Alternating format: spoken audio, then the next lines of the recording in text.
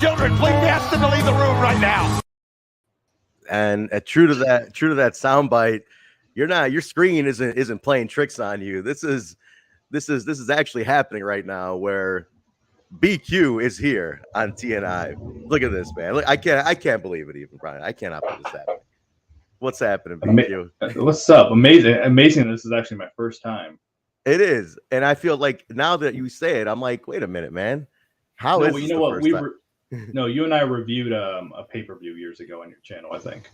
I don't think it was on the lounge. I think it might have been the lounge, man. It might have been the lounge. I don't think it was when it was TNI was on. I think we were still on the lounge. Yeah. Oh, okay. Yeah.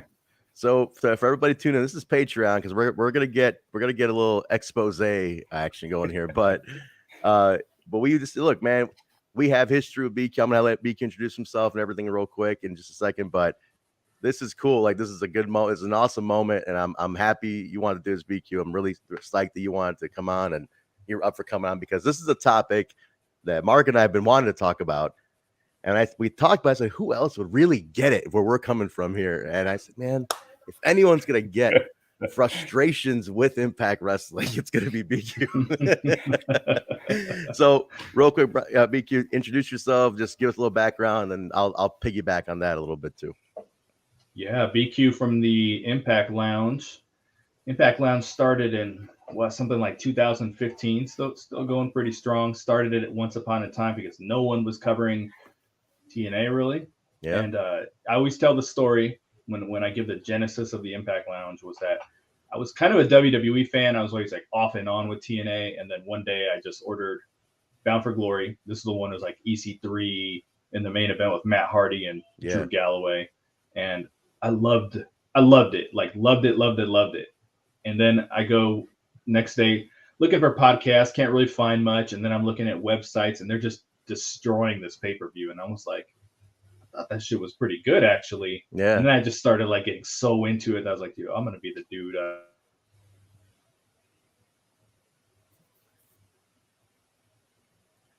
Then we had a little connection issue right there for a second, but it's all good. He'll come back in a second. And we're on Patreon. So that I want. So I've got kind of frustrated over the years. So people always say, oh, this is the most negative, dude talking about Impact at this point. I was like, well, it's not negative, because I wouldn't still be doing this just to dog on it and be what I hated once upon a time.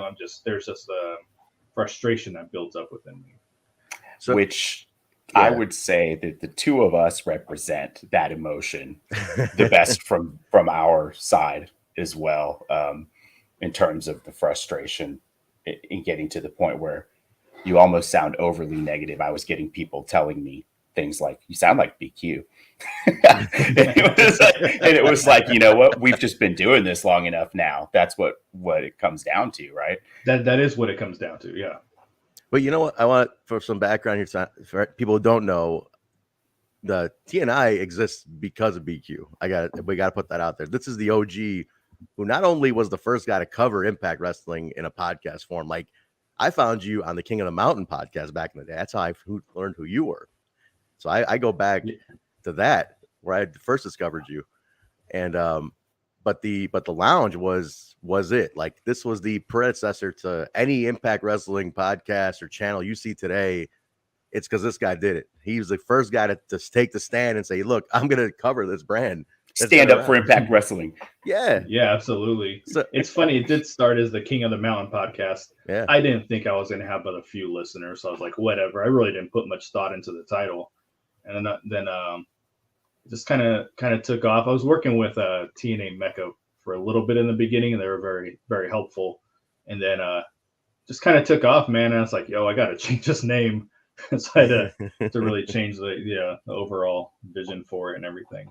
And that's where the connection to Kyle came in too. Like, you met Kyle at that time, so there was the background there. So when we decided to do this, like when Kyle broke up, did something else, then we kind of cleaned all that up, and then BQ gave us a platform to start on the lounge, and that was, to this day, we're very grateful to that. I mean, that is something that I'm very grateful to you for. And you and you are getting a steak at one of these days when I get down there by you. So yeah, but that's why I'm sitting here. Yeah, I mean, definitely. Like Lauren and Sarah, the Godfather of the Impact podcast. That's no doubt the guy who did it. You know what I mean? So Ronan found us through you as well. He told me that in the Discord. So just before we even get into anything, like just bro to bro, thank you for everything you did for not only the brand for fans, but like for us to even do what we do here, because this wouldn't have existed had you not given us the platform. So thank you. I appreciate it. I do appreciate that very much, but I also thank you guys, because you guys stepped in at a point that I was totally burnt out, just from podcasting, but also my personal life, because at the time, the person I was seeing took off, and it was me and my 3 kids. So I'm a full-time dad. Like, I talk about my kids, people assume. Frozen up. Mark, you can relate to this. I can't. This is the dad talk right here. Yeah. Right. So at the time, I was just, my personal life was crazy, and then I'm trying to do this podcast, and I just disappeared off the face of the earth. And people were like, what happened to BQ? I didn't even say anything to anybody. I didn't get on Twitter, YouTube video, nothing. I just disappeared. And then, you guys approached me, and, so I don't know what's going on, but we can fill in for you. And you guys did that for half a year or so. Yeah. So it worked out. So I appreciate that a lot from you guys. It was definitely a mutual thing, man. So thank you for that. No, and we were glad to. And it was a predecessor to us doing a lot of things we did. And even with myself, like I reached that point that you did. I kind of burned out, and I was working with AAW, so I had a conflict of interest. So I couldn't be on where I wanted to be. But I figured stuff like this is more of that business end and more of the behind the scenes talk. So this is where I kind of fit in more. But I feel you on reaching that point. So that's a good segue into getting about what we're going to talk about. So basically, guys, what we're going to talk about here is number one, we've been very loyal to the brand. Like, people like us have given the brand a platform itself. But through that, we have, garnered some frustrations and things that the company's done, but also dealing with the company and some of the business end of things. Like, we think I'm a corporate guy, Mark's corporate guy, and BQ is a businessman. We understand like the business end of things, and that's something nobody talks about. The business dealings of the company and decisions they make and how they deal with other brands, and including our platforms. So we were going to discuss that. We're not here. This is not like a bashing segment. This is more of a true discussion from a business mind and a business sense of view. So, but let's start this off though. One thing I wanted to start off with is that we've all dealt with the fact that like Impact never really got a lot of coverage, which is why you said you started the channel. Here's the stage. Did you ever? You dealt with the company. Obviously, we know we dealt with PR and stuff. But was there ever a mentality with you to become an official capacity for them? Like, did you ever go on with that? Like, did you say, well, maybe I could turn this into an official podcast for them? Was that ever like a thought? I think it did cross my mind a little bit. And that was because early on, and Kyle was involved with the channel at this time. Our first interview was with Robbie E. That's back. We didn't have to, go through PR. We didn't have to go through anybody, just contact the wrestler. So our first interview was with Robbie E. Horrible interview. Oh, really? If you look back if you guys look at your first podcast, it's always like, oh my God, Oh, yeah. So at the time, I'm really trying to figure this podcast thing out. I'm asking him questions like, what's your dream match? And where did you train? The bullshit questions, Like now I'm just like, oh my God, dude. Not everyone asked that, It's one thing that like blind and he was kind of like, I like to kind of be a part of what you're doing. Yeah. We can do a special segment and I can get you guys guests. And at that point I was like, I'm starting, as time is passing, I'm building connections with some of the wrestlers personally backstage and doing interviews. And it was fun for a little bit until I realized he's a fucking dick. And I just texted him one day. I said, I'm not interested in doing this any further with you. But there was that time I was like, man, I really think that I could do something with them and do something for them. Yeah. I don't feel that way now, because now that like you and I had a conversation, this is what they're offering to pay people for this and this. And I'm like, dude, I can't, I'm not 21 fresh out of college looking for a job. You know what I mean? Like, I can't work for that. Yeah. So now I don't have any interest in it. But I think there was a time where I was like, I think I could be an asset, Yeah, and that's kind of the mentality we went with. And for a while, we were on a good string of interviews, and Ross is feeding us interviews, and like, but it was very monitored. It was very like, I'm gonna hover over this, right? But we kind of did our own thing, and the talent really liked it. They were just like, well, we love that you guys are different. You ask different questions. You talk about everything but the wrestling sometimes, which is awesome. They always mentioned that it was the most fun they've ever had on a podcast, because we aren't just about reviewing. What's your favorite? What's your favorite this and that, right? Yeah, that's like 10% of our show is wrestling. So, but we had a moment. So we were on a string of like interviews, like post show, because we the show would go live post show, and we were getting people, and we were contacting people on our own at one point. Then they structured us, right? And they're like, oh, you got to go through us, and then we weren't getting guests for a while, and that's where Mark started getting I'm a grown-ass man, and I ain't gonna take this shit anymore kind of attitude. Yeah, I'm not a 21-year-old kid. So I stepped in, and I had been booking our guests, and I was getting everybody. And so Ross was easily too, right? You were just hitting them up like, hey, Sam Beal, you want to come on? Cool, yeah, I'll be there, whatever. So-and-so want to come on? Yeah, just very casually contacting them. If they said no, cool, I'll move on. If they say yes, cool, let's work it out. So Ross didn't like this because he didn't have his thumb on everything. So he started complaining to Trent, put him in touch with me. So I call Ross. He picks up the phone and he says, I told you not to book guests without talking to me first. I said, well, if you were doing your job, I wouldn't have to, but I haven't heard from you in 4 months. I said, it's kind of lazy on your end.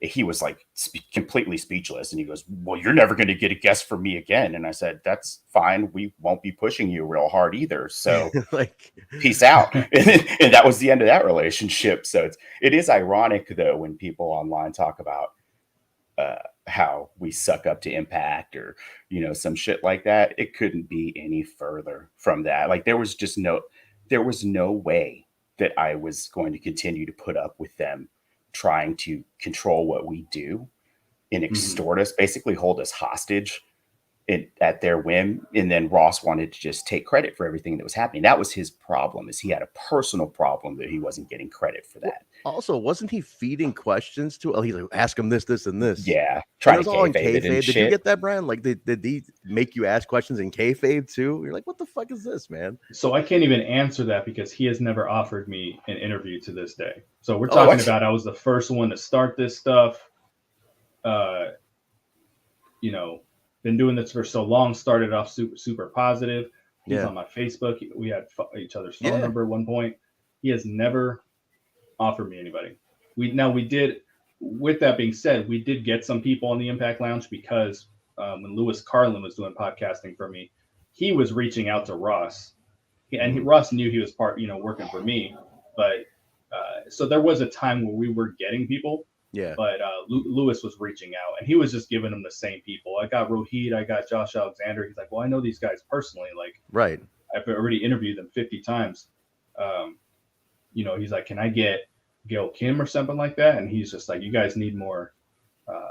You don't have an audience for Gail Kim and all that stuff. You don't have an audience. You don't have enough listeners. You have the biggest platform. 7,000 subs. Like, the fucking show only gets 120,000 people watching. I think 7,000 YouTube subs are pretty decent. That's over triple what we have currly. Yeah. So that he no shit's like you don't have enough listeners.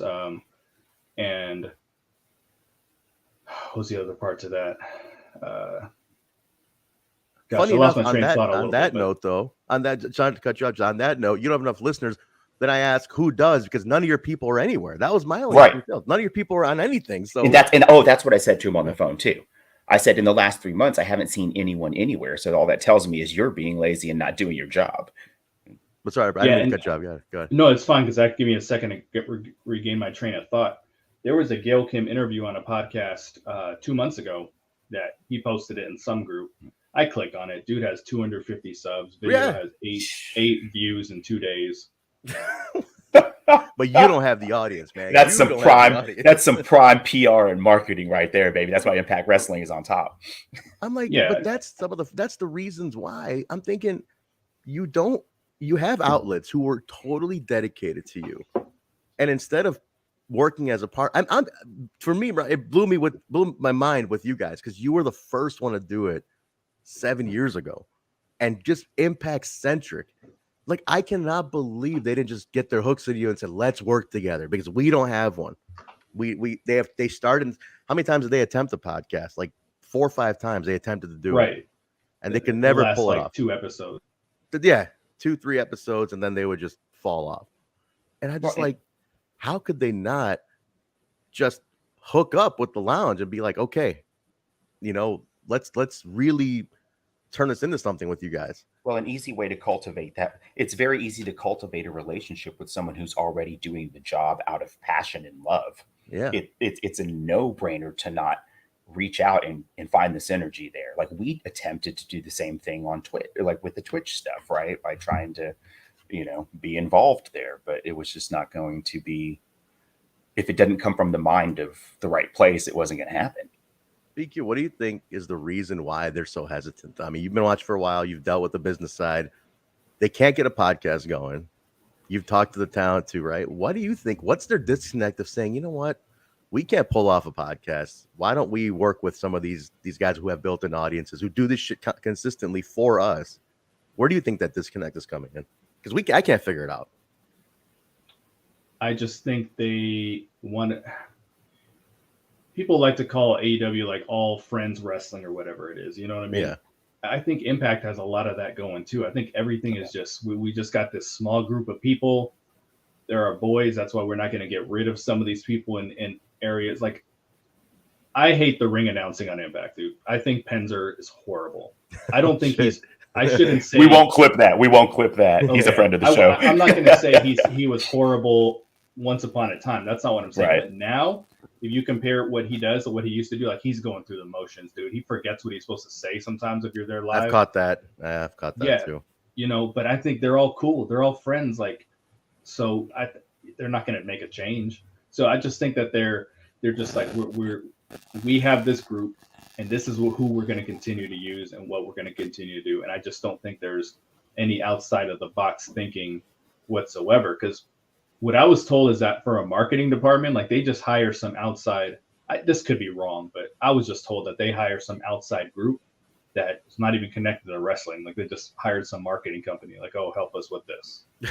And that's it. There you go. And Mark is in marketing. That's what Mark does for a living. I own a marketing agency. He owns a marketing agency. That's what I do. That's killing him to hear that right now. Yeah. But, like, do you think that translates to the product too, though? That same mentality of like, status quo, we're good with what we got, not even think out of the box. Do you think that's the product too, or do you think the product has a little bit of variance? No, I think they definitely don't think outside the box enough.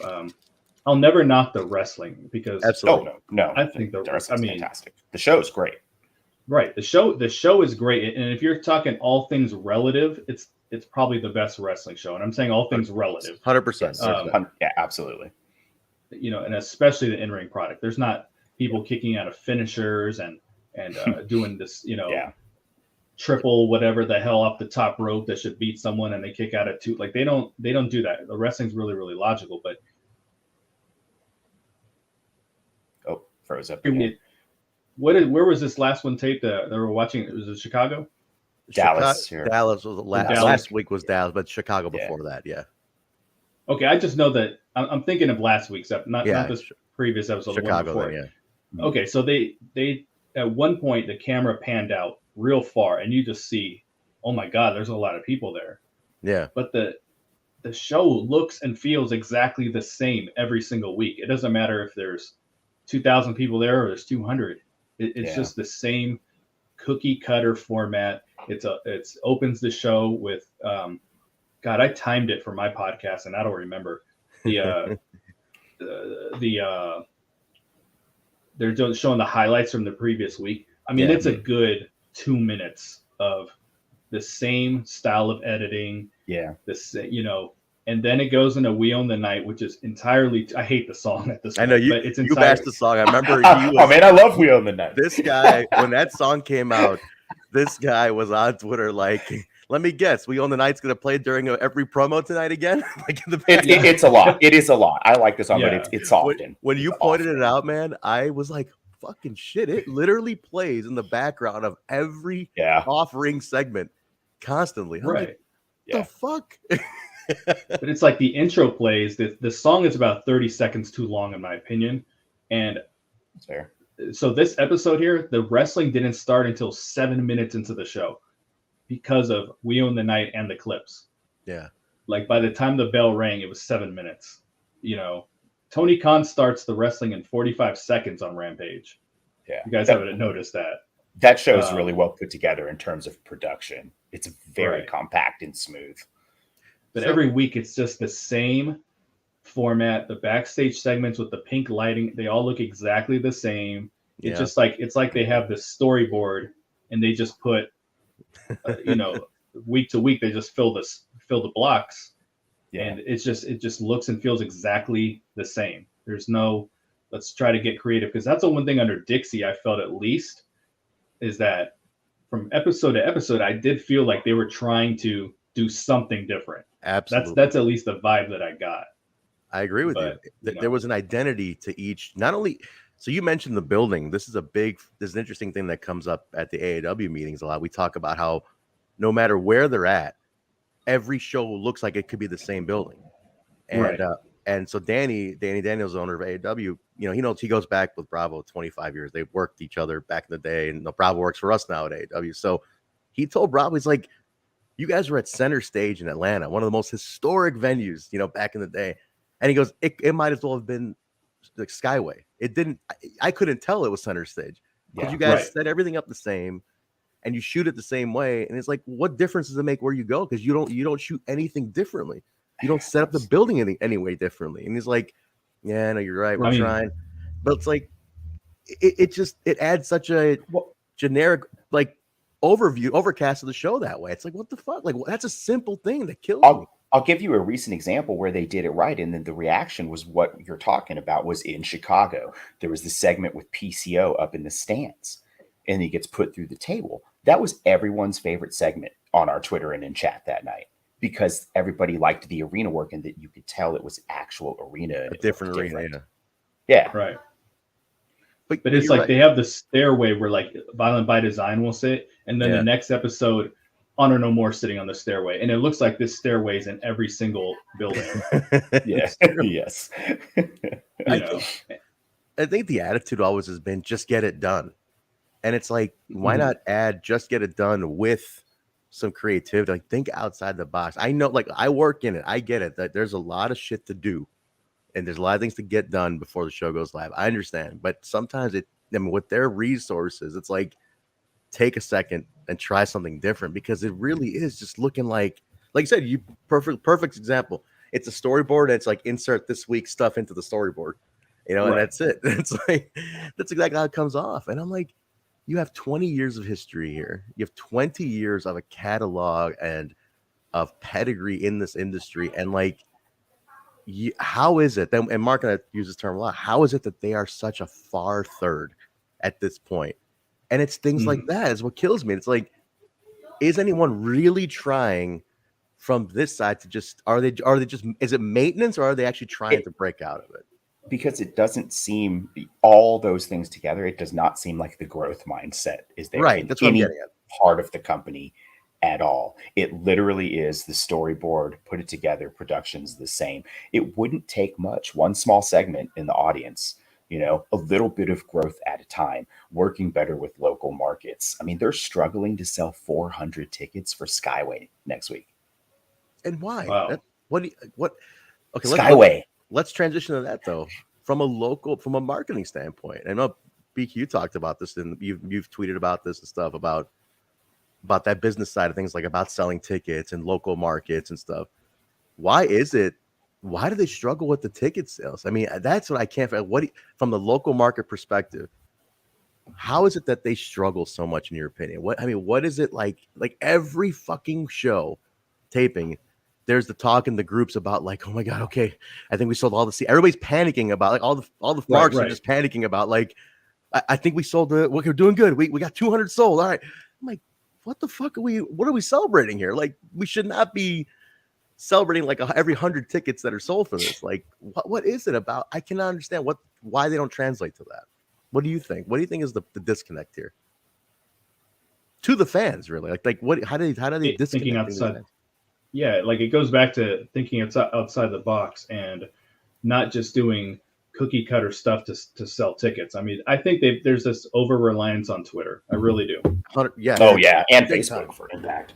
Yes. Yeah, and Twitter is great for breaking news, but the Twitter doesn't have a great organic reach. Like you can have 100,000 followers, but you only 100 people might see it. And if you're trying to say, "Hey, come to Atlanta," you're hoping that the people from Atlanta are seeing your tweet.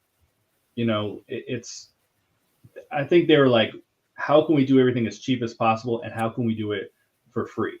Like Yes. NWA was here for the pay-per-view last week or whatever. Yeah. I was getting targeted ads specific to me and where I live. I was going to ask you about that. Yeah. How did the NWA do it? So you saw stuff like that? Okay. Interesting. Absolutely. I knew NWA was coming to my area. I mean, there was all sorts of ads and everything. Just this, coming to St. Louis, this, and I like the NWA. I think the weekly show is really bad, but I'll watch the pay-per-views. You went early on, by the way, right? You went to some of those shows, didn't you? Like some of the pay-per-views and stuff that were right in your area. Didn't you go to one of them? Yeah, I went to Empower. Okay. Oh, and then I went to nice. some of the television taping, and I didn't actually go to this pay-per-view. I could have, and military was free. I really just I'd been doing a lot of driving that day, and it was raining. I'm like, I'm not in the mood to. That card wasn't real enticing. No, it didn't really grab me. And I did the meet and greet stuff. I took my kids. We went and did all that. And I know more people in NWA than I do in Impact, which is because it's that era you started Impact, like the Impact Files, the 2015 guys. It's all how those guys are over there, right? So yeah. Yeah. Even the backstage, the girl who does the music and the merch guy, Tony and stuff, and the other merch guy. Right. Yeah. So I can go there and they know who I am. I mean, I've been told, we'll comp your ticket or whatever. You know what I'm saying? So, but I think they really rely on what's the cheapest way to get the news out there. And they really think, oh, Twitter's it, because people are going to retweet it and everyone's going to know. Like, no, that doesn't work. Like, you have to put money into targeted ads. And TW on my channel, he has a friend who does ads and everything on social media, and he can actually look at I guess he's able to like pull up Impact and look at what kind of ads they run. Like, I don't know if it's a software or whatever the case. And he says they create ads, but it's just this one specific generic ad. Like, it's not targeted to certain areas or anything like that. Like he's like, this is horrible. It's probably attached to the keyword wrestling, and that's it. And somebody's right, something. Yeah, but he said it. He said it was pretty bad. Like, really deep diving into it. He's like, whoever's putting this together doesn't know what they're doing. That's not surprising. It blows my mind. But use the term. They try to get just the cheapest way possible. Check the box for the week, and let's make it to next week. But I can't get. You have the hardest working roster in the business is in this company, like the hardest working roster, because that roster is great. And I love, like I said, the show creatively, it's fun, but they are not taking chances when it comes to business, when it comes to exposure, like even simple, like, man, I look back to like Bound for Glory 2019 that was in Chicago, and I'm like, okay, Ross is from Chicago, like, dude, you live here. Like, you would think your roots in marketing and PR, like, if anything, I got them on shit here. And it was like, I mean, there was some, like, they had Kiera Hogan at, like, it was like Pride Night at the Wolves game, which is the AHL team, that was something. Okay, cool. That was one thing. She, like, came out and did a wave, whatever. And there was a couple little things, but like nothing that you would think is like, it was very small scale. And it was like, with two of the stars. It was Kiera, small and like scale. That's the best way to. Yeah. And I'm thinking, like, bro, you're here. How is it they're not on sports radio? There's a wrestling radio show on AM here. They were not on there. How are they not making autograph appearances? During the Dixie era, I remember there were pop-up signings that would just happen. They're coming to town in 3 weeks. Well, there's an autograph signing at this record store for 3 hours. Come get your shit signed. I mean, bro, I was a mark. I was going there with my shit. Like, dude, I'm fucking meeting all these guys from the roster. I'm like, and like, we're gonna begin selling tickets on site right there. Get your tickets, get an autograph. There was a reason they would sell. I mean, Bound for Glory 08 was here in Chicago And they had what 7,500 people there at the time, the Sears Center where AEW was tomorrow. And I tell people, I'm like, yo, Impact did this here. It wasn't like, yeah, I know that, I mean, they've done it in this building too. Like when they fucking tried, they did it. Like it worked. Yeah. And it all it took, I remember there were billboards, there were appearances, and honestly, that was it. And today's fans are so much more connected. Why wouldn't you do shit like that more often? And I'm just like, it blows my mind in Chicago where this dude lives. It was minimal. And I'm like, I thought if anything, you had the connections here. I can't imagine how minimal it is anywhere else then, Right. And before Bound for Glory 2019, was the last time I saw you, was the AEW show. Mm-hmm. And like Ross was there during I call it halftime. This wasn't AEW, this was Warrior Wrestling. Warrior Wrestling, yeah. I remember you met Killer Cross that night. You and the kids took a picture of Killer Cross that night. Yeah. Yeah, I remember that, yeah. Yeah, and that it was like in the middle they took a break. Okay, we're doing the meet and greets and things of that nature. He's there with a Impact booth, dude, or I mean, not a single person in that line. And he's not walking around reaching out to people. No. Nothing. He's just nobody knows who you are. Like why did you bring a star with you to sit at your table and be like, "Hey guys, there's an Impact table here. Come say hi, come buy a ticket." So on that note, so recently we did a thing at AAW with them. So we were like, all right, let's do some business. And they were coming to Chicago and they were like, what if we have your, so we talked about like Bravo's a big part of it. John Bravo is awesome. And the dude gets it, I love him. Like we all love him and he gets it. He's been working for us and he's been wanting to do something to bridge the companies together. So they're coming to Chicago and he's like, what if we somehow gave you guys a feature on our show? So we worked it out where, they would come in at our champion, Matt Fitchett. He's from your neck of the woods, actually. One of the best. Oh, okay. Yeah. Matt Fitchett. Okay. Yeah. So he had our title. He just lost it to Jake something last night too, which is fun. It was night before last. But Matt Fitchett would challenge Steve Manders in their ring for our title. And the lead, so I was like, okay, cool. All right, this is interesting. This is the kind of crossover stuff that's kind of fun. You guys come to a local market, you work with the biggest indie in the area, and you give some kind of featurette, and you cross promote. So they came, Ross and Eric. He brought Eric Young to our show, and then they set up at the table. They were selling tickets at our show. They worked an angle where Young invited our champ to come out, things like that. So we worked it into the storyline, and it was fun. But then.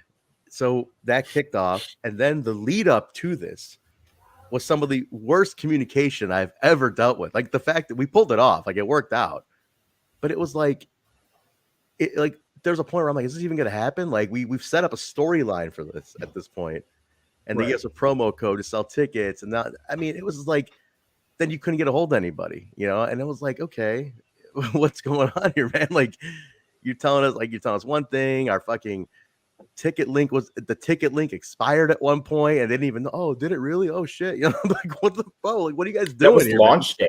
Launch day, the ticket link worked. Yeah, the promo code and ticket link closed on the day of the show. It was just shit like that. Sold one, right? It sold one and then it closed itself because he had set the ticket max to one. He set the ticket amount to one ticket. And they said, you guys only sold one ticket. We're like, get the fuck out of here, dude. Like, what are you talking about? He's like, and then it was just. But how many ticket sales did they miss out because they didn't take the time or have a second pair of eyes to they don't quality check anything seemingly. Wow. Stuff goes out wrong all the time. Yeah. And it's like, man, I know you think you can't afford a junior person in marketing because clearly it's a one-person operation over there. 100%, yeah. But you can't afford to not have a junior person at this point. If you want to even consider attempting to grow again, and maybe that's not the goal. Maybe they're happy being on Access. They have their set budget and they just don't give two flying fucks. I don't know.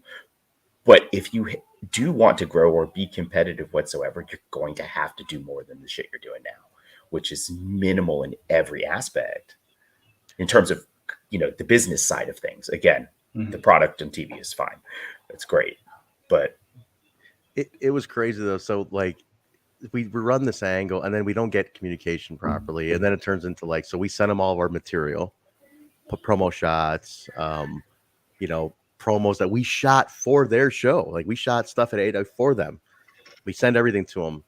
Nothing gets put out. Nothing gets aired, right? Nothing gets on the Twitter. We're like, hey, you guys get the stuff? Like, nobody's acknowledging that they received our material. As I reach out to him, I'm like, did you get our shit? He goes, no, we never got it. And I'm like, well, are you going to tell me you didn't get it? Like, what the fuck? So like, we sent it again. Oh, it's not coming. I didn't get it. I'm like, we sent it 3 times, dude. I'm like, is it your email? You guys, is it blocking us? He's like, no, 1-word answers. I'm like, dude, we need to like get, like, what's going on here, right? You're talking about Ross, right? Yeah. Because my dealings with him were always 1-2 word answers. Oh, yeah. That phone call. Yeah.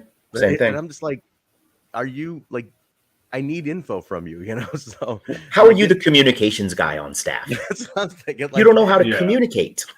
So I was like, do you have another email address I can send this to? And he fucking pulls out an AOL email address, and I'm like, oh shit, okay. When Trent told me that, I was like, you're fucking with me. So right? it comes through on the AOL email. So I was telling him, I'm like, hey man, maybe your spam filtering on Impact's email is blocking it or something, right? And he's like, nothing gets blocked. And I'm like, dude, obviously something is. Anyway, they get our material. They don't set up a match graphic. They just literally throw 2 photos up and they do the plug.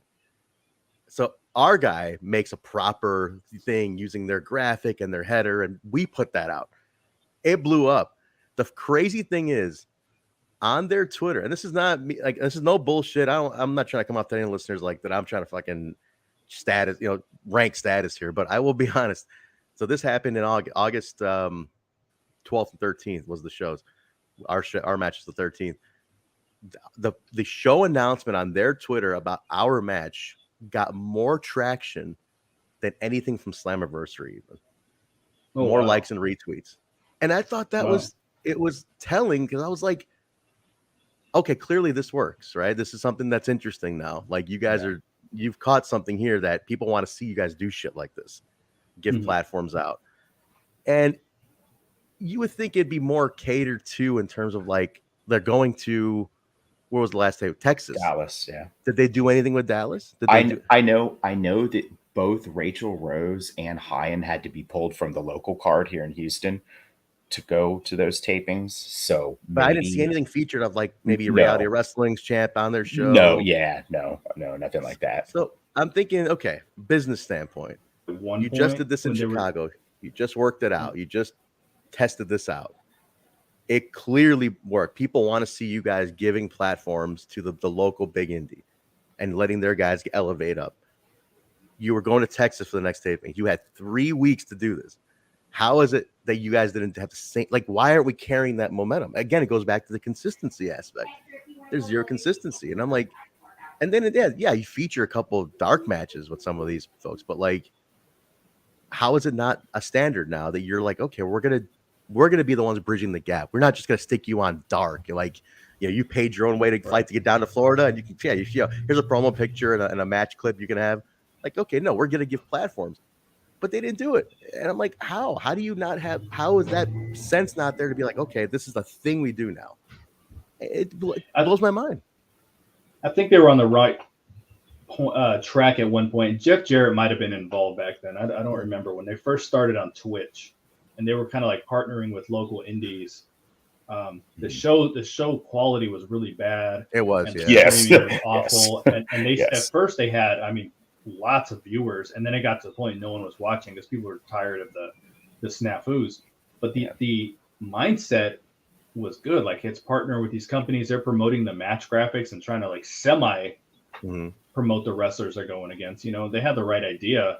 And what was the episode where Killer Kelly debuted and there was 2 girls wrestling from OVW? Yeah. And they're just like, oh, they want a chance to wrestle on Impact. And you're like, what? There was no, I do remember vaguely hearing something about this. But I'm like, okay, no, that's not going to lead to anything. But sure enough, here's these 2 girls. They're not given an opportunity to really wrestle. The match was bad, but they didn't treat it like, let's see what they got. They could be potential future knockouts. Nothing. They just walk into the ring and it's like, oh, They won an opportunity to wrestle, and then Killer Kelly all it was to be a Killer Kelly segment. There wasn't let's highlight these people, and I think that really hurts them, not creating a good relationship with the independent companies, because they were the first ones to do it. I'm talking about the Twitch, like they were really partnering with these companies. They're the first people to really get in deep with them. But now, what do they offer someone who's on the indies? Because they can be like, oh, we can go to dark and make the same thing. You're going to pay it, and dark at least gets 300,000 people watching it. They're getting some of these guys on Dynamite, or even it might be Jobbing Quick, but it's like AEW is giving a lot of opportunity to independent wrestlers, and they fed a lot of independent wrestlers during the pandemic. Oh yeah. And so what is the benefit for someone that coming up to come to Impact? Because they're not doing anything to highlight these people. Hey, come on and do a joke match real quick. Yeah. It definitely. I mean, it's the inconsistency of the whole thing was the crazy thing. That was the part that got me. Well, and that's a continual. If you're not evergreening things and you're marketing in a vacuum, and you don't tie it together, then you also don't have anything to rely on when times are slim, right? Like, they went all in on the. Here's another example. They went all in on the Impact Plus app, piece of shit, when it was launched, and that was now 3 years ago or so, 3.5 years ago, and half their marketing is still for that. That app is basically dead in the water. Everyone who's subscribed to it or wants to subscribe to it has already done so. Now that the YouTube Ultimate Insider exists, it's cannibalizing their own market. They're just competing with themselves. Everything should be on YouTube. Stop half-assing everything and then forgetting about it. If I'm coming in to the product, which I was coming back after a decade-long lapse of not watching this silly stuff. And I was like, wait, these guys used to be TNA. Like, it was just confusing. Right? Like the app launch, and it was like, what are they focusing on? Are they trying to get me for the guys that used to be here? And then half the marketing is new people, and just it wasn't integrated or thought out. And now, again, you don't have an evergreen process where the people who should be getting marketing for the app, maybe that small universe of people who haven't tried it yet, they should be carved out. And then the marketing should move on from that for everybody else. And it's just haphazard. You make a great point. They're competing against each other with the YouTube Insider and Impact Plus. And then the funny thing is we pointed this out on our show. They have not promoted the Insider a single time outside of the initial press release. That was like, hey, this is what you get. There's not a block. Again, NWA, I watch it sometimes because I can't listen to Velvet Sky on commentary. Oh my God. She's color commentary? Dude, horrible. Dude, Joe Galley has the weight of the world like Atlas on his shoulders between Tim Storm and Velvet Sky. Oh my God. Oh, Tim Storm's the other. Oh my God. Yes. I've been wanting to watch. I just don't get the time to. But dude, she's bad. Oh my God. Bad. And she hasn't gotten better in the last year either. No. Wow. No. But my point was, if you watch NWA, there's a commercial because they have a package on Fight. If you pay, I mute the commentary. Yep. There's a package if you pay $50, because right now I pay like $5 a month for NWA and Fight. But if you pay for $50 for the year, I'm just too lazy to do that. I need to do that. But you get all the pay-per-views for free. Okay. So good deal. Not free, but it's like a bundle. Yeah. So they promote that on the episode. Like every episode, there's some little commercial with like, because some people watch it on YouTube because it comes out on YouTube a week later or something. Mm-hmm. Yeah. On the actual show, when they're like, hey, we got Victory Road coming up this Saturday on Impact Plus and for YouTube Insiders, they have never been like, this is what YouTube these are the options. This is how you can sign. Nothing. They're just like, there's just a little logo that says YouTube Insider on their graphic. Yeah. And what does that even mean, right? That's enough. Like there's, right. You go back to the WWE's $9.99 marketing campaign for their app, for the network. And, on their episodes, they were pushing that thing hard. I mean, to the point that it was annoying people, but you knew what the network was. And what is Insider? Like, what is it? I mean, from the initial press release, again, we knew about it. We signed up. If you missed that, you don't know what this freaking app is, or not app, but you don't know what the service is. You're completely clueless. So every time there's one of these monthly specials, what people who don't follow the product that closely, they don't know how to watch it. They're not being told how to. We answer a lot of questions about how to watch that and what Insiders is, especially on the Discord where it's a little more personal. You know, we'll have a glut of people come in. I say glut, 4 or 5 people at a time registering from wherever they found us. And inevitably, at least one of those people come the time of the month will be like, how do I watch this? What's Ultimate Insider? I never heard of it. And we'll have to walk them through it because it's not even, if you go to Impact's YouTube page, it's not clear. It's not clear at all. I don't even know what's in it. I couldn't even. I have the Plus, which is the Plus. The That's UI what I have, Plus is yeah. a disaster. I mean, the Plus is so neglected. It's just completely. To get to the show, you have to drill down 4 or 5 clicks deep every week and have it memorized. The simple thing of Plus that I can't figure out is how do you not have a recently or continue watching section that actually works, that I can just jump back into and it'll jump in like Netflix. Their continue watching, it doesn't work half the time. But they've never updated the app since the one time where they broke it. But yeah, they cracked it one time, and there's hacks people have. If you type in a proper web address, you can watch it for free. But I don't even know what the Insiders entails. I saw the initial press release. I saw that, but how am I not reminded of that every fucking week? You know, like just throw a little blast out to people. Mention it. Because all of the marketing is ad hoc and reactive. Exactly. We're doing YouTube Ultimate Insiders. Let's put out a press release and a tweet. And then it's forgotten about because there is no marketing plan. There is no continued content calendar. Like, hey, oh shit, YouTube, let's do it. Okay, hey, launch this. Okay, we're done. That's it. There's no reminder. People need it right there. It's reactive marketing. People need 8 touches, right? Is still the common wisdom on marketing to remember something. One isn't going to do it. No. That's for fucking sure, especially not when you're not trying. Yes, it's very transactional at 99 cents or $5 or whatever, but you're trying to get someone to spend money. This is going to take effort. You can't just tweet once or put out a press release in a really archaic fashion for a crowd that's largely online, or at least, your hardcore people who are going to sign up for this at first. There's just no connection. It's all done ad hoc. That's the core issue. It's crazy to me, man. That part of it is so crazy to me that that's reactive marketing instead of proactive marketing. Well, BQ, when was it that you said or you thought they were using a marketing company? Around what time? Or are they still? Was it currently? You were saying currently. Oh, currently. There's no way have. There's no way they have an agency involved. Do you think it's there's no way. It just seems like someone in the company is like, hey, let me handle. Yes, I'll handle this. I'll do this. Absolutely. Do you think, BQ, do you think that they just rely on the name? Like, we've been around 20 years. Like, yeah, 100%. Right. Like, but that's crazy in today's market where you're a far third behind AEW. Way behind. It's not like they're butting up against AEW. You're a far third now. And they're going to be fourth when Ring of Honor launches. Yeah, if it launches. I'm still skeptical if that's going to launch. Who knows with that one? I don't know, man.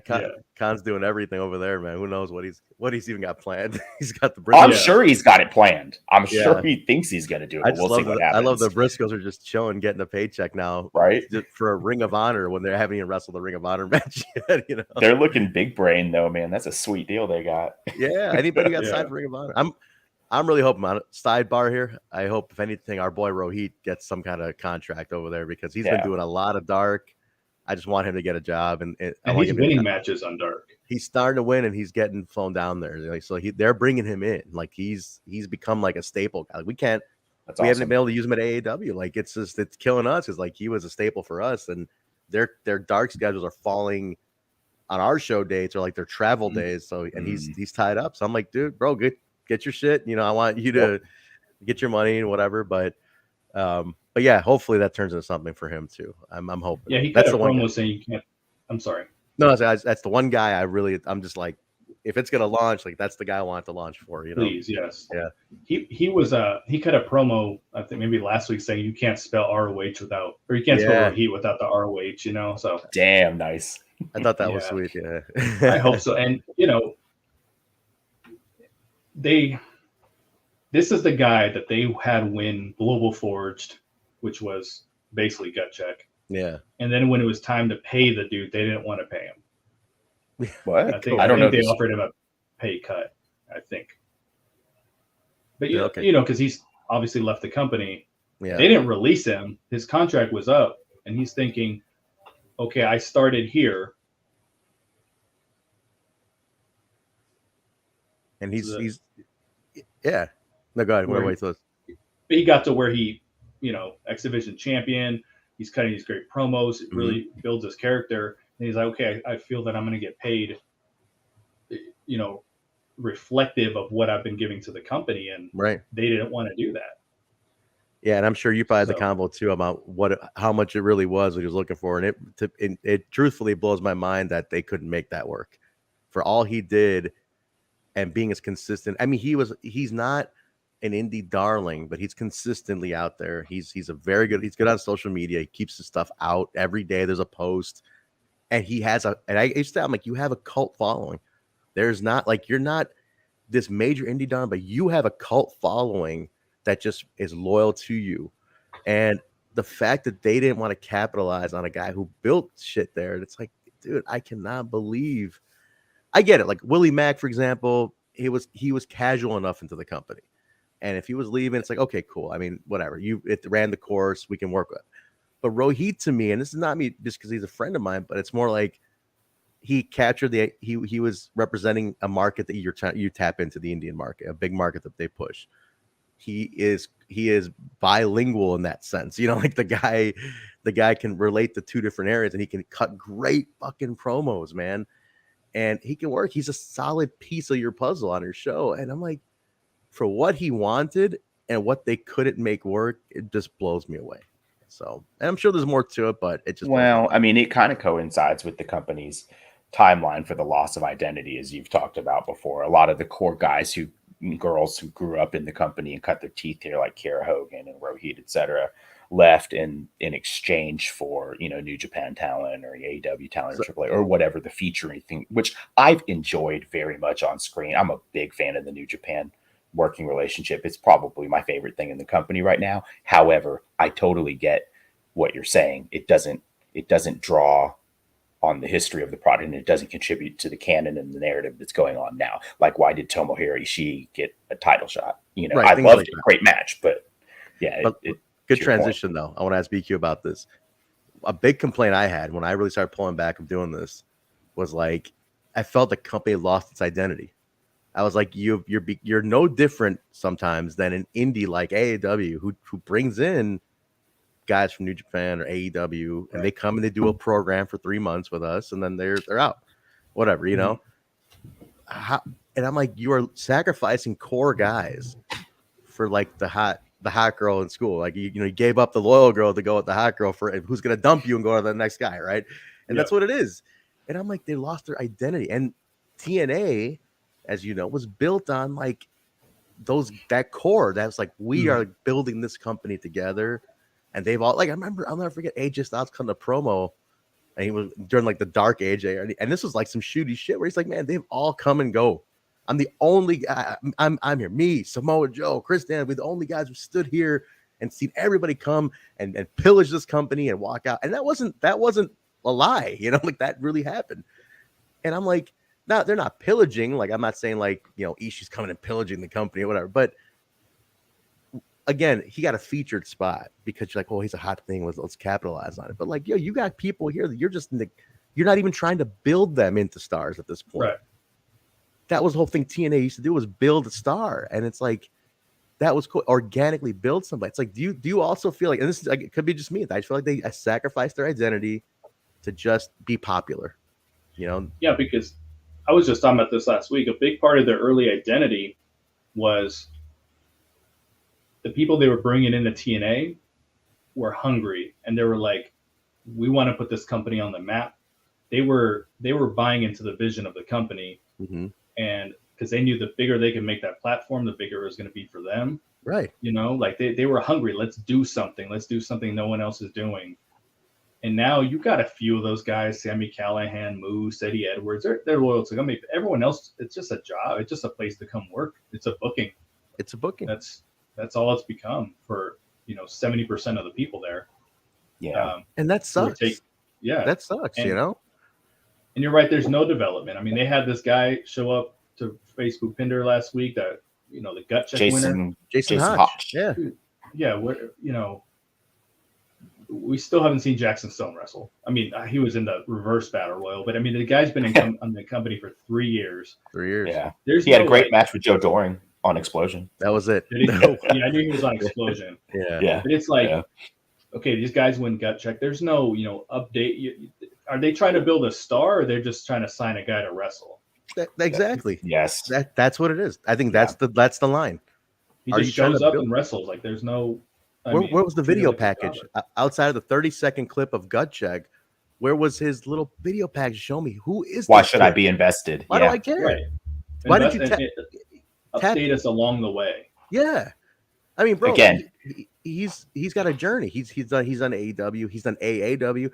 You worked with us recently. Tap us. Can we get some footage of Hodge? Can we use it as he's working the indies while he's getting ready for his debut?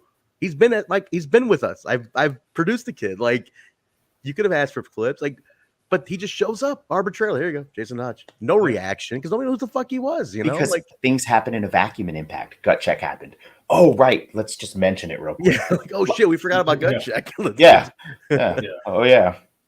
It's crazy that they stopped truly and I guarantee people are arguing. So, well, they're building Bhupinder. It's like, okay, cool. There's one. You have. Yeah, they are. They're doing a good job with Bhupinder. Sure. I love him, but it's one. It's one. And again, the consistency. You should be building all. I mean, they sacrificed Triple XL and Reno Scum and some other teams at the time to kind of focus the division around the Good Brothers, and then look what happened for the next 2 years in the tag division.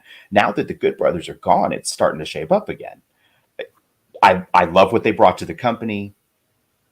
They did exactly what they were brought in for, which was to raise the profile of the brand going into the Access TV era, I think, and they did do their job. But I'm glad they're gone because internally it hurt the division. It crippled the division. Yeah. Well, like you said, BQ, they got their friends and that they're people that they like, and this is like you said, they call AEW all friends, but there's a group of friends here. It's some of those folks. It's like, man, well, these are gonna be our boys, and we're gonna take care of these guys, and they got the guarantees, and they're all hooked up. And I felt like, the Good Brothers, like you said, they did great for the company, no question. But at the same time, couldn't you keep building up Triple XL and the Deaners? Like Jake Something, one of the hottest guys in the indies, had zero chance to become Jake Something, like really truly turn it into anything. Mm-hmm. And I've pushed back on him about defining the character more too. Like I said, you need to define what does this mean, because I feel like it is a lost character sometimes. But at the same time, this is TV now. These people had the time to break him out properly and build him. Diener got more play out of that whole thing and turned into something than Jake, who looks like a fucking beast, Oh, I'd take Jake over Diener any day. I mean, Diener's they turn him into him. He takes the pin every week. Like that's what Diener is. But how did you drop a ball? Like, again, a core guy, a young guy you had who's on the indies, who has another cult following, and you let him go. You let Rohit go. Like, all these guys just like you didn't care to even give them a fair shake at the build. And that's the thing that gets me. It's like, well, we got the Good Brothers now, but it's like, dude, bro, you have Triple XL here too, though. Like, at least give it a run, try something out, see what happens, take a risk. Like, let's see if maybe they'll click. Maybe you'll get big dudes who start tuning in and going, man, fucking shit. Those guys look like me. I can relate to that. Whatever. I don't know. I feel like they've sacrificed a lot of their identity to just try to be popular. I have a. Go ahead, Vicky. Go ahead. Well, I was gonna say, I heard Adam Thornstill on an interview. That's my guy too. We like him too. He's awesome. We had him on too. He's great. Yeah. And he was saying, they bring the Good Brothers in, we don't get a competitive match with them. No. They just beat the shit out of us. And then a couple of weeks later, it's an 8-man tag, them and Triple XL against the Good Brothers and whoever they were feuding with. I can't remember at the time. I think whoever they won the belts from. He's like, Machine it wasn't Guns, competitive. right? Yeah, it might have been them, yeah. But he's just like, it wasn't competitive, like anything for us or Triple XL.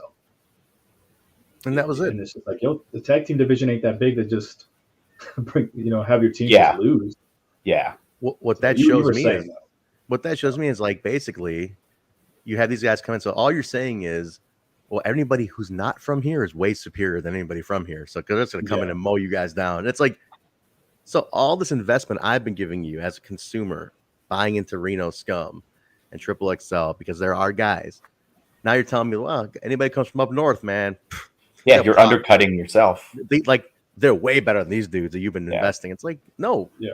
One thing I will say that WWE always did right, and I'll always give them credit on this, is that they made everybody feel like a star. Like the superstars thing started with them. If you're here, you are a fucking star because you've made it here. I'm sure there's ups and downs, there's hits and misses, but the mentality of in this company, everyone's a superstar. So you gotta that it's a big deal no matter what. But it's like Impact literally did the same. They treated it like, you know what? They're superstars up there and they're coming here to do it. Our guys are just, they're just lower tier guys. Like, why don't you elevate your people first to make them feel important as shit? So when these guys come in, it's like, give them a challenge. Hey, you know what? A competitive match would show me that Reno Scum wasn't just a bunch of jobbers. They were here grinding before these guys even walked through the door, and they're gonna have to prove themselves. Give them some talking segment.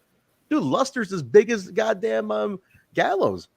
Yeah. You mean to tell me you could have a face-off and say like, who the hell you guys come walking in our door? Hell no, They did have a face-off in that 6-man. It was like 6-man, and that was it. There was like one segment of clothesline shit though. Give me some backstage. Who are you guys walking in our door? Make me feel like the guys you just told me to invest in were worth shit, rather than saying, well, they're just fodder now for the bigger stars. A pretty girl came in now, Well, especially a team like Reno Scum that's so well defined, has a following, a great look, is a classic tag team build. I mean, Jesus, how did you drop the ball on Reno Scum? BQ, you good on time? I don't want to tie you for too long. I got that. Yeah. Okay. No, I want to get one. Yeah, I was going to say I've cut him off. So yeah, go ahead, Mark. I want to get one question in because I know we do got to wrap it up. And I'll just quickly say, laziness keeps coming up or not having enough hands in the pot. Merch is another example of that, right? Let's touch on that. I think the merch is lazy. I mean, we can even go back to the 20-year shirt. I mean, they slapped some low-res images of a bunch of fucking old DVD covers that they kept using for months, and they put a 20 on it without the Impact logo on the shirt anywhere. I mean, this shit is beyond fucking lazy, right? So here, let's look at the whole. Let's talk promotional and merch as one topic, but finish your thought, for sure. Yeah, my thought is we're looking at the whole umbrella from 20,000 foot, right? Is it purely laziness, or do we think that there truly is just a lack of resources and constraint of money from the parent company, or is it both?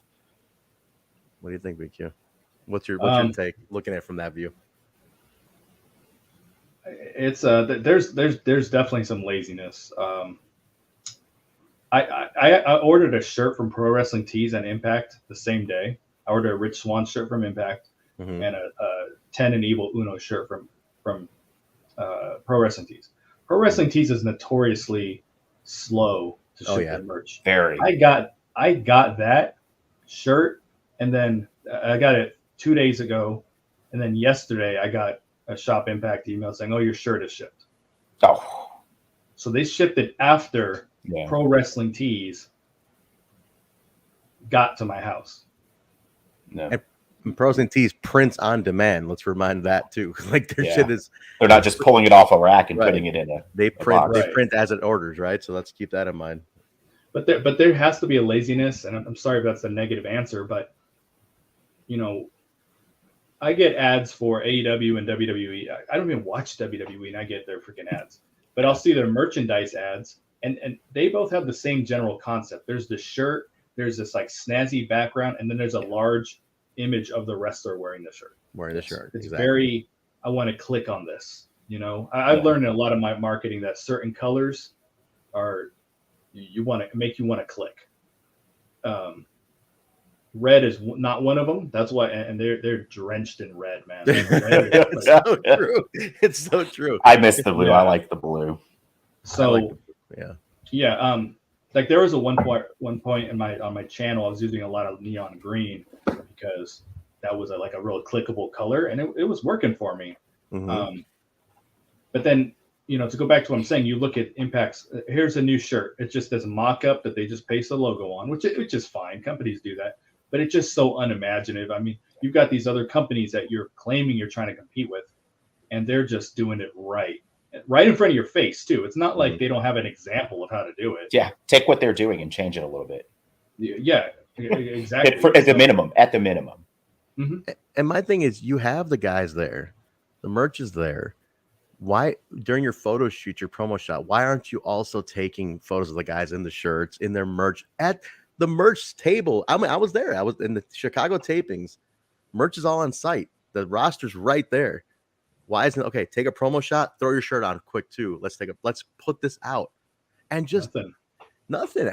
Once in a while, you get a tweet about, oh, this DVD's out, this shirt is out. It's like, dude, WWE would have has a lower third on every fucking guy who walks through. It's like, get that shirt right here, like, and I go back to, at minimum, everybody should have some piece of merchandise that you can take away, at something, because that's another thing. Again, in today's market, when Pro Wrestling Tees is printing on demand, you don't have to house too many things either. You don't have to carry a lot of inventory. You can do print on demand. Partner with them and say, contract them out, get a couple, give them a few dollars off the top, whatever it is. But every single person should have a piece of merch. If you get, because it's that easy now, it's digital nowadays. And the fact that certain people on the roster don't have one, you're pushing the shit out of Bhupinder. How's there not a shirt that's people in India? Right. I mean, Bravo was telling me his numbers are great in India. Like the numbers for Bhupinder stuff is huge in India. Okay, where's the shirt that they can buy too now? In a vacuum, right. In a vacuum, everything siloed. It's just like that stuff to me is like you said, they're doing it right in front of their face. Their competitors are literally doing it in front of them. How are you not seeing it and being like, yeah, it's a good idea. We should do that too. They do these, if you follow the wrestlers' Instagrams and everything, you see that they do some pretty elaborate photo shoots. So a lot of it's very silly, very funny, but clearly every set of tapings, the wrestler gets a whole crap load of pictures taken from them. Yeah, promo shots are plenty. Yeah. Yeah, there's no 8x10s being sold of these. There's no calendars. There's, as you said, you throw on a shirt, take a picture.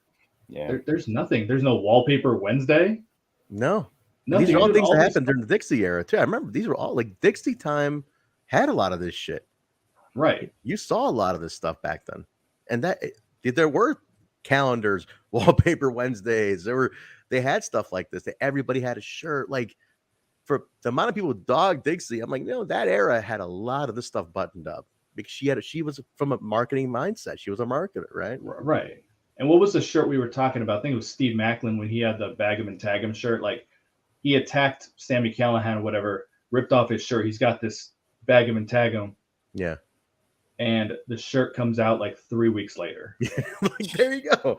That's it. Like, I should, like, AEW has turned it into like, if that somebody wore the shirt that night, it's on Pro Wrestling Tees as soon as the show ends, right? That's what they do during the show. Yeah, they put it up. Like, that's when CM Punk said, when he was feuding with Team Taz, he was like, send Hook. Send Hook became a thing. It was a shirt that a day later. Yeah, crazy. Yeah. Because it's digital. You can just get an artist on it. Yep. Boom, get a guy going and submit the design. They print on fucking demand. What's the difference here? Like, Ronan really wants Jarrett back to help. Yeah, he definitely does. I do too. But AEW's live and they do it. Impact, like, they already know, hey, Steve Macklin's going to come in and attack this dude. He's going to rip it off, show the shirt. Yeah, right. Yeah. Tape fucking show. The stinger in the bookend right before the commercial should be, get that Steve Macklin shirt now. I mean, and I want to preface, I want to just add in here again. obviously we've all invested a lot of time into this company to helping this company out, and we've got nothing for our efforts from the company. They've never hired any one of us. They've never paid anybody. They've really, they've never really done anything for, like, I used to think back, like, hey guys, thanks for all the videos and all the posts. Here's a couple of t-shirts, some vouchers for some t-shirts or something, right? You can wear them on the show.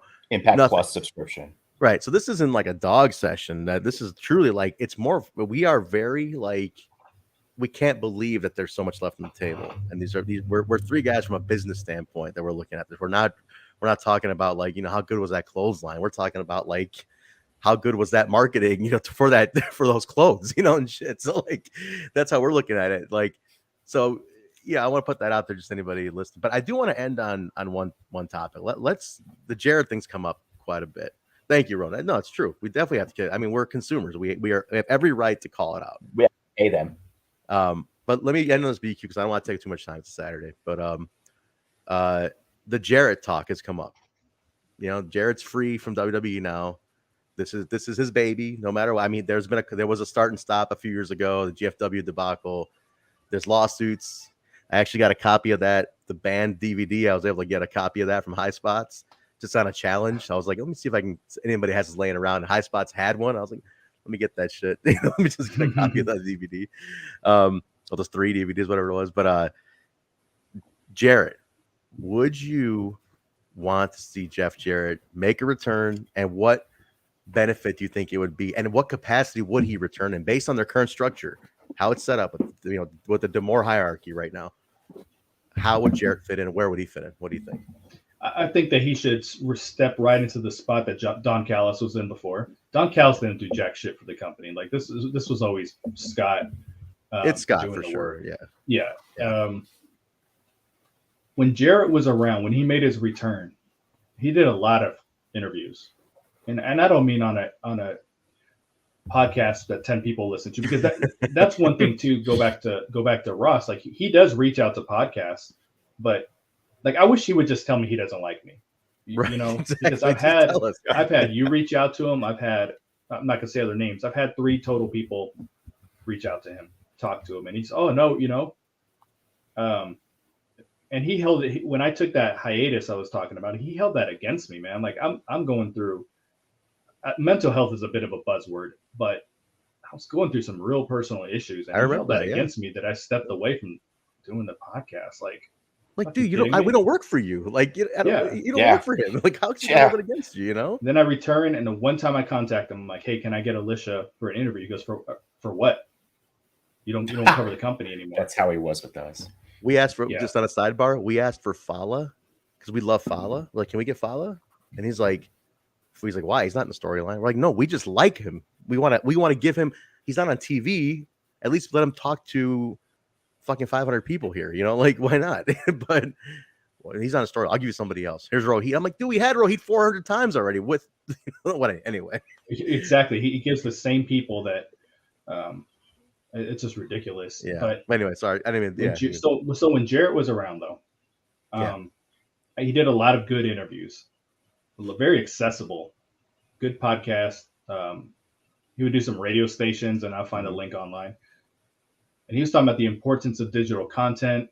He's like, I'm looking at what is the average view, can't remember the damn term, but the average viewership for, say you put out a 10-minute video. Okay, they're watching 6 minutes of it. So he's like, it gave him an idea how to tailor the content a little bit shorter, maybe, or what he wanted. I learned this in YouTube marketing. If you learn that most people turn it off at the 6-point mark, the 6-minute mark, that's where you insert some kind of hook to see if you can keep them going a little bit longer. That's brilliant, yeah. And he was really talking about a lot of that stuff. And then he's like, my goal is to step up the digital content. So he had all this original content on the channel, and I don't know if I've watched a video on the channel since he left, because I don't care. Like, I don't want to watch Samoa Joe matches. I don't want to watch highlights from a show I just watched.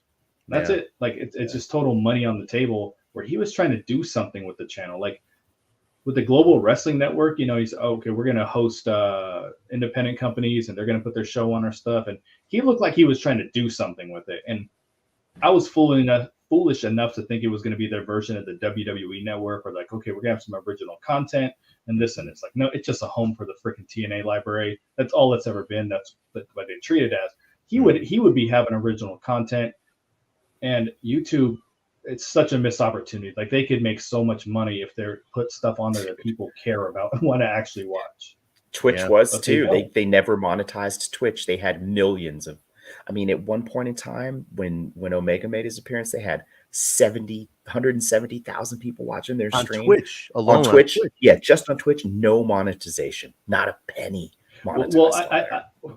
Twitch has a couple ways of monetizing people. They either pay you per 2,000 views or something like that, or there's a blanket, like, we're going to pay you this amount type of thing. There's two ways that they do it. So I'm sure they were monetizing it. Well, I mean, okay, so let me rephrase that. Like they weren't like, there were no bits, no cheering, no audience engagement to ramp up what was there, no community building.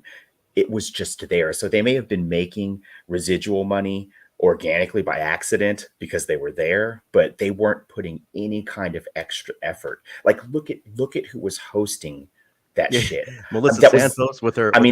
In her bathroom with a screaming baby and naked Brian Cage eating cereal in the background and shit. Like, what is this? And her damn, she's on her phone.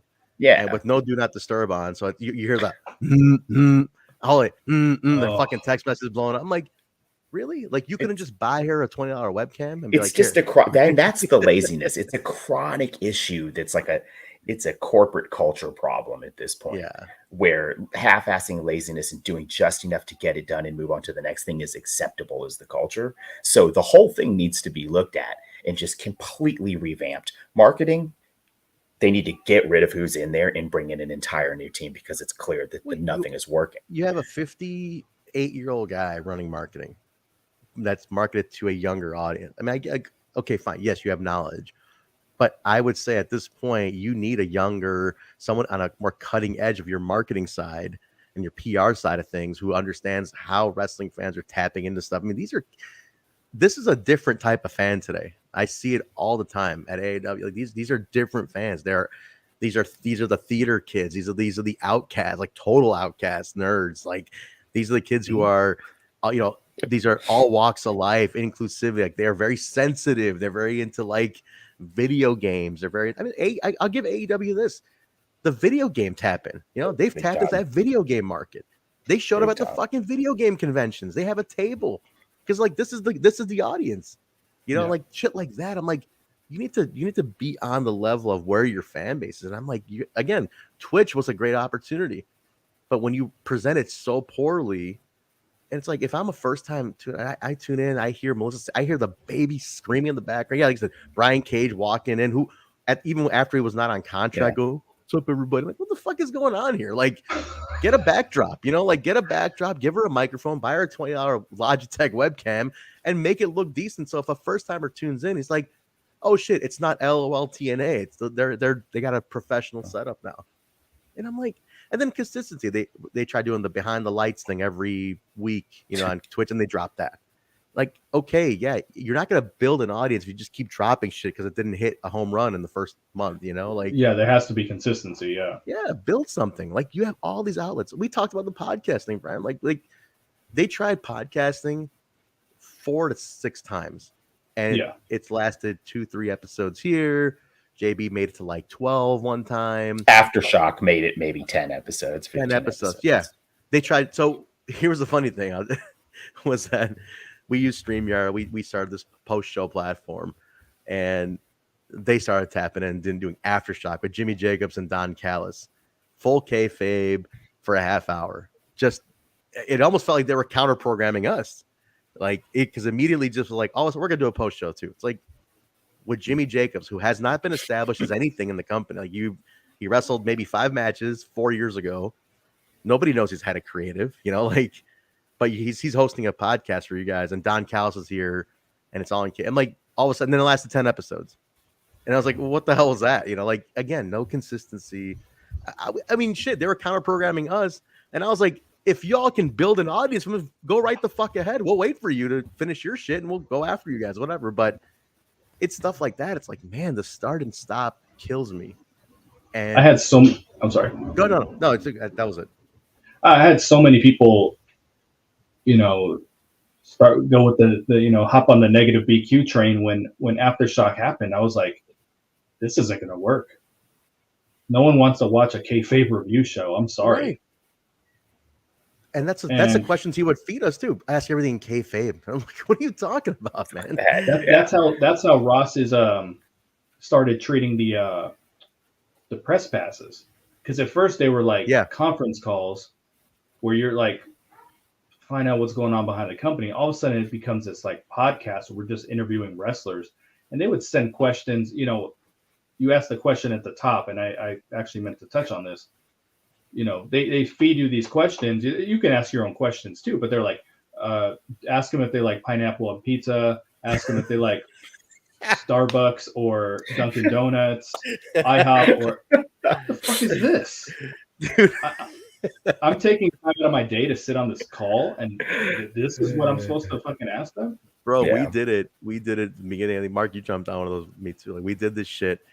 And when they fed us that, it literally was like a question like that. It was like, I don't know, TJ Maxx or Marshalls or some shit. I don't know what the fuck it was. Something stupid. I was like, all right. I'm like, J-Bone and Bill, y'all can take this, because I'm not breaking my lunch break in the middle of the day to do this. And then it was so unbelievable. I was like, Good Brothers, right? Was that what it was? No, Good Brothers when we actually got to do it. We had to just shoot and go. They were cool, but other shit like that, it was just like, come on, man. But let's start wrapping it up. I know y'all got kids. It's a Saturday. It's a long I know. I gotta go eat. Let's see. You gotta. All right. Wait, be cute, my man. Thank you, bro. This was awesome. And this was fun. I thank you for doing this, because we've been talking about doing this with you, me and Mark especially, because people get on us because we were like, oh, you guys are just dogging the company. It's like, we're not dogging. We are pointing out areas that they can improve, that they're leaving things on the table. And we look at it from a business. We're not just typically in this wrestling bubble that we're like, oh no, but the show's great. It's like, no, but there's a reason y'all are far third right now. And it didn't have to be that way. It could have been way different right now. Well, I mean, for selfish reasons, we all want to see the company succeed. Sure. We've invested a lot into this. I mean, and again, I will always say, as Brian, you have been the guy, like, you started this. Like, for when it comes to giving Impact a voice of the fans, nobody did it until you did it. And like, you're the godfather of like this side of wrestling fandom. And anybody in the wake of it definitely owes you a huge bit of gratitude, especially us. I mean, we really do. Oh, I mean, we've built a lot off of that, but you gave us the stage to jumpstart us, and I'll never forget that. So, full respect for that. And it goes back to us. We've all invested time. We just want to see them do right by the company that we've given a shit to for so long. And we feel there's areas that they can improve. And we're not lobbying for jobs. Like, I want to put that down. We're not sitting here lobbying for jobs. Like, we think we can jump in there and do this way better. It's like, we know y'all ain't gonna hire us. Like, okay, we were optimistic maybe one time, like, you can make us an official. Oh, I burnt that to the ground, dude. Yeah, Mark burnt it to the ground. He hung up on Ross. He told him to go fuck. but that, whatever it is. But it's still, we continue on, and we give a shit, and we try to. We have friends who work in these companies. We have friends backstage, and we want to see them grow. We just feel like there's areas that they are leaving open that they can fulfill to do that. So, but that being said, man, Brian, plug the channel, plug the lounge, anything you got going on, any of your co-hosts or anybody's got going on, plug it up. Impact Lounge on Twitter. We've been, for the last couple of years, really stuck to just doing one podcast a week. My work schedule is actually changing here pretty soon, where I think there's going to be a lot of opportunity for me to start adding a little more content to the channel, and being a little more reactive to the news throughout the week and everything. And hopefully there's more news. Right now, the only news is the Lady Frost stuff, and that's like, we're not going to open up a whole other conversation here, but that's where AEW, WWE, they've got something negative going on. Let's cover it up with something super cool and positive for the fans. Like, Impact's not doing that. This is the only story they're letting run. So hopefully there's a more positive news and fun news and stuff we can talk about going forward. But should be able to have the opportunity to do a little bit more content. So I'm excited about that. Well, and if you ever need a co-host, I mean, we owe you one. We owe you one, man. Oh yeah, anytime you want to jump on for it, we'll definitely be around. But guys, Impact Lounge, just Google Impact Lounge. It comes up on audio platforms, YouTube, anything, Instagram, Facebook. It's all on there. So definitely connect with BQ. And you're very good about getting back to people. You know, BQ speaks on Twitter and everything. So you're good about interacting when it's logical. Don't tweet him with some bullshit. He ain't gonna respond to your bullshit. No. This is Patreon, dude. Everyone here knows BQ. Yeah, everyone here is like a respectful member of the TNI fam. Right. So yeah, he won't be getting doxxed or any shit like that. Yeah, we don't have any psycho fucking stalkers in our chat.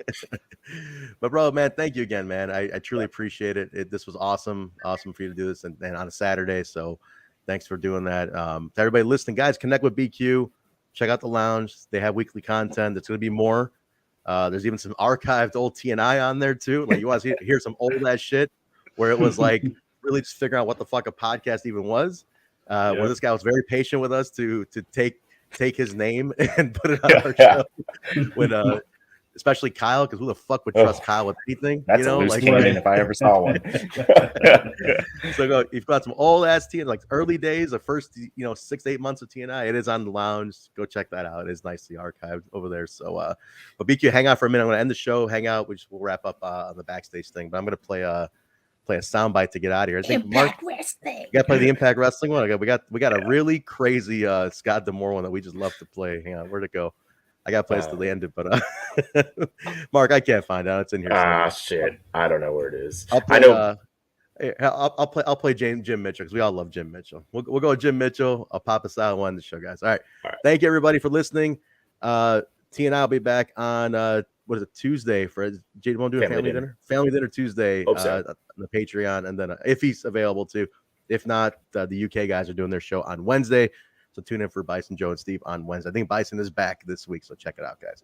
All right, we're out of here, everybody. Have a great weekend. Have a good long weekend. We will talk to you soon. See ya. Who booked this?